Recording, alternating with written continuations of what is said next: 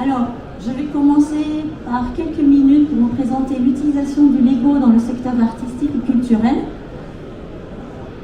On peut passer à la diapositive suivante si vous voulez. Donc, le thème de cette conférence, l'utilisation du Lego en art et en culture. Alors, vous avez probablement vu plusieurs artistes dans les musées exposés qui vont réaliser de grandes sculptures en briques Lego.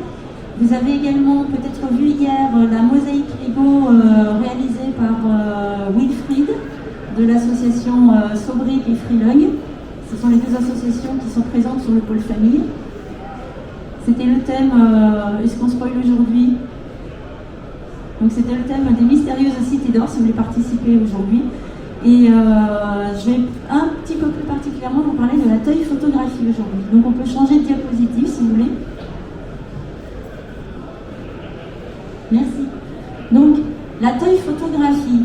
Alors c'est un mouvement qui est né il y a quelques décennies. On a commencé a priori par probablement les premiers jouets, les premières poupées. Et puis rapidement se sont développées les photos de jouets, de figurines.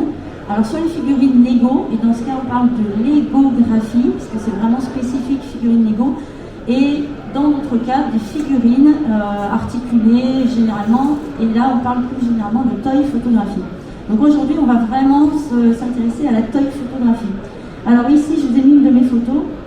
Donc le but est de réaliser une photo soit en extérieur, on appelle ça alors la toy photographie outdoor, soit de la toy photographie en intérieur, où là ce sera généralement avec une maquette conçue en général par l'artiste. C'est ce que fait Sam Sophie par exemple.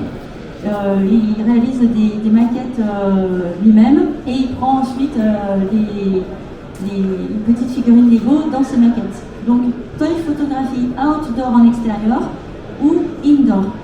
La toy photographie en extérieur, comme ici c'est le cas, en outdoor, a été à un moment assimilé au mouvement street artist, puisque les street artistes faisaient des photos de rue et faisaient des petites compositions, des petites scénettes temporaires ou un peu plus permanentes. Voilà. Alors ici, je ne sais pas si vous pouvez deviner où cela se trouve. C'est l'un des aspects intéressants de la toy photographie, c'est qu'on peut, dans un univers a priori généraliste, un peu commun, on peut arriver à partir dans un autre univers complètement différent par le cadrage, la prise de vue. Voilà. Alors, il y a un petit indice, nos petites figurines sont des Lego Star Wars, mais évidemment, non, je ne suis pas allée sur la planète Endor, je n'ai pas réussi à aller chez les Ewoks.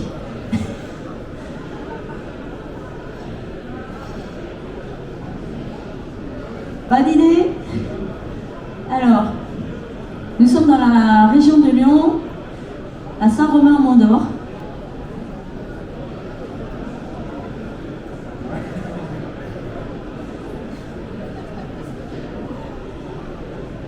La demeure du chaos. Donc liée, là encore, à l'artistique, l'art contemporain. Et la demeure du chaos, donc, fait de l'artistique extérieur, parce que vous voyez, nous sommes dans un extérieur, dans un jardin, et on reconnaît sur le côté droit une des gravures qu'il a fait installer, et la partie ici dans laquelle se promènent les petites figurines où la mousse a poussé entre temps, c'est une ancienne machine qui a été installée à la demeure du chaos et qui avait servi à construire, si j'ai bonne mémoire, l'un des... Alors je sais plus si c'est... Il me semble que c'était l'un des métros. Elle avait servi à creuser l'un des métros, si je me souviens bien, et si je ne mélange pas trop les pinceaux. Donc il avait récupéré cette machine et il l'avait installée avec ses autres installations extérieures à la demeure du chaos. Donc, l'un des petits amusements que l'on fait dans la toy photographie, c'est que parfois on fait de l'art dans l'art. Voilà, parce qu'on travaille sur tout ce qui est minuscule, micro, macro, et là c'était le but de faire de l'art dans l'art. Une fois qu'on sait où on est, c'est de l'art contemporain dans une autre œuvre artistique contemporaine. Et cet ensemble, du coup, nous projette dans l'univers comme si on était sur la planète Endor, la planète des Ewoks. Et pourtant, Nous sommes bien dans la région de Lyon et c'était bien une machine tout à fait ordinaire. Voilà. Bon, très rapidement, voilà, vous pouvez voir qu'on utilise la composition un petit peu des tiers. Là, j'ai dû recadrer un peu la photo pour la diapositive, mais on utilise les lignes un tiers, deux tiers. Il y a 3 figurines et il faut s'arranger généralement pour cela là, que chaque figurine regarde dans une direction différente. Ça va créer de la profondeur, de la... Voilà. On peut passer à la diapositive suivante si vous voulez. Alors là, je vais très rapidement passer parce que je passe au suivant. Donc là, je vous ai mis aussi, on retrouve la toute petite en premier.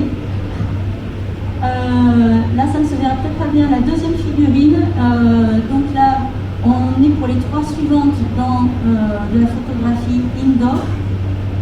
Et la figurine chat, ça ne se voit pas bien, mais en fait, sa robe est un coquelicot.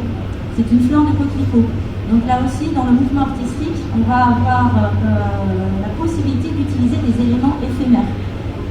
Et ce n'est pas si simple que ça de faire tenir la fleur de coquelicot bien comme il faut, sans l'abîmer, sans la casser. Et il faut agir très vite, parce que la fleur de coquelicot se fane assez rapidement. Voilà. Ensuite, il y a une petite composition de concert. Et puis la dernière, un petit personnage Lego licorne, voilà. Avec un petit fond paillettes, tout ça. Si vous voulez voir des maquettes un petit peu plus compliquées, il faut se diriger vers Sam-Sophie. Elle est un petit peu plus ardue là-dessus sur la complexité. Moi, je travaille plus sur la simplicité, sur le mouvement un peu philosophique artistique du wabi-sabi, c'est-à-dire on fait sobre, on fait simple, on est dans l'éphémère, d'où le coquelicot. La photographie précédente dans la machine qui était rouillée et qui avait été détériorée par le temps. Voilà, on est totalement dans la philosophie wabi-sabi, le temps qui passe, le temps qui détériore, qui transforme, le cycle, le changement. Voilà.